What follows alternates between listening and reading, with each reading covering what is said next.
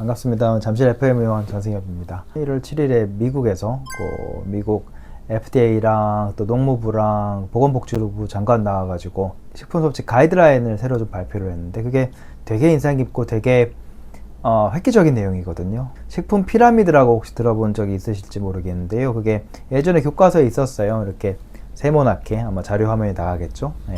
그러면은 맨 밑에는 이제 곡물 위주로 그게 칼로리가 높지 않다라고 생각했으니까 제일 많이 먹고 그 다음에 뭐 이제 단백질 좀 있고 제일 위쪽에 지방 같은 거 있고 팻이나 오일 같은 건 최소한으로 먹어라 이런 식품 피라미드라고 하는 것이 교과서에서 있었고 아마 접해본 적이 있으실 거예요. 근데 이번에 새로 발표된 피라미드는 아예 그걸 180도 바꿨거든요. 그러면은 기존의 식품 권장 가이드라인이 큰 문제가 있었다라는 거고 그거를 반증을 하게 된 거예요. 사실 이번 발표가. 그래서 제 입장에서는 사실 굉장히 환영할 만한 일이고 제가 진료실에서 매번 말씀드리던 거, 그러니까 고기 많이 먹어야 된다, 단백질, 뭐 기름도 피할 필요 없다, 그리고 그런 정제 탄수화물이라고 할 수 있는 곡물이나 빵 같은 걸 최소화해야 된다, 이런 내용이 새로 들어갔기 때문에 그거에 대해서 오늘 한번 또 자세하게 말씀을 드릴 수 있을 것 같고요. 그러면 또 최근에 이제 제약회사에서 나오는 약들이 워낙 각광받잖아요. 저희 병원에서도 위고비 마원자로 같은 비만 치료제를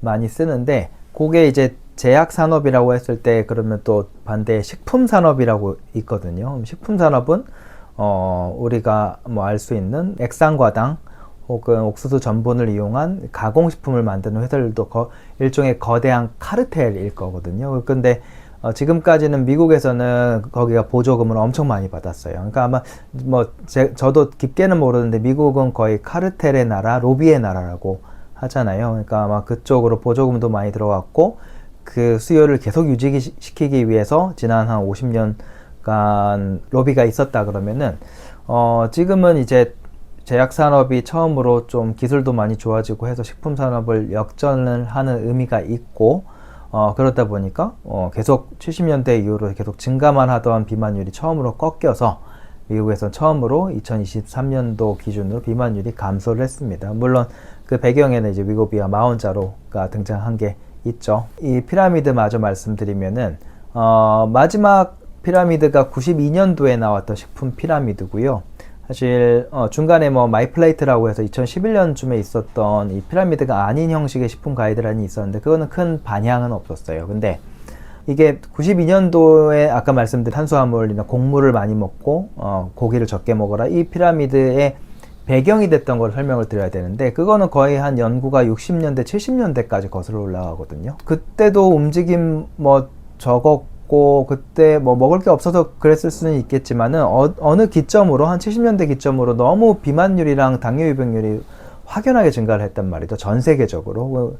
그래서 이제 좀 그 내용을 좀 살펴보고 원인이 뭔가를 보려고 하니까 이제 이런 기존의 식품 권장이 좀 문제가 있었다, 이런 수정이 들어가는 거고, 60, 70년대 연구는 뭔가 하나만 찝기에는 좀 어렵겠지만 대표적으로는 우리 콜레스테롤을 줄여야 되기 때문에 고기 섭취를 줄여야 된다고 하는 안셀 키스라고 하는 학자의 연구가 있었습니다. 그게 되게 큰 문제작이었고 그때도 반론이 많았지만은 채택이 돼서 미국의 영양학이나 이제 식품계에서 그대로 지금까지 인용이 됐던 거고, 근데 그러면서 아마 저도 동의하는 바로 비만율이 올라갔을 거라고 보는데 중간중간 그거에 문제가 있다라는 반론들이 많이 나왔어요. 새로 발표된 피라미드도 아마 자리 잡는 데는 그래도 5년, 10년 정도 걸리지 않을까 생각을 합니다. 그러면 새 피라미드 한번 사진을 보여주시고요. 요거 한번 설명드릴게요. 맨 밑에 있었던 원래 곡물류나 빵류가 제일 작아졌고 역피라미드로요.